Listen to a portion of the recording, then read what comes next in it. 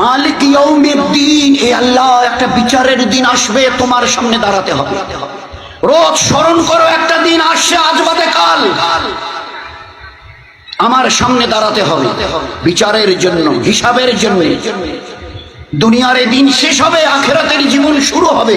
এই জন্য রোজ আমাদেরকে সূরা ফাতিহা স্মরণ করিয়ে দেওয়া হচ্ছে। ডেট অফ রিসারেকশন, একটা দিন আসছে। পাই পাই ফামাইয়ামাল মিসকালা জাররাতিন খায়রান ইয়ারা ওয়া মিসকালা জাররাতিন শাররান ইয়ারা। চুল পরিমাণ, সামান্য তিল পরিমাণ যদি নেকি করে থাকো, তার বদলাও আমি কিয়ামতে দেব। তিল পরিমাণ, তিলার্ধ, একটা তিলকে 100 টুকরো করে একটা তিল, তিল তো অতটুকু যদি গুনাহ করে থাকো, তার শাস্তিও তোমাকে দেয়া হবে।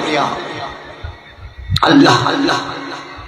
অনেক সময় আমাদের ইয়াং ছেলেপেলেরা ওই ক্রিকেট খেলা দেখে, এই বলটা করলো কিন্তু আউট, ঠিক মতো টাচ করলো কি করলো না, ব্যাটে লাগলো কি লাগলো না, তখন কি করা হয়, স্লো মোশন দিয়ে দেখিয়ে দেয়।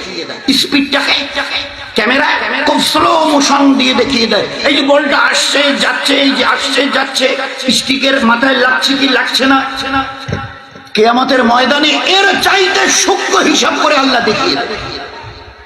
فأما من ثقلت موازينه فهو في عيشة راضية وأما من خفت موازينه فأمه هاوية।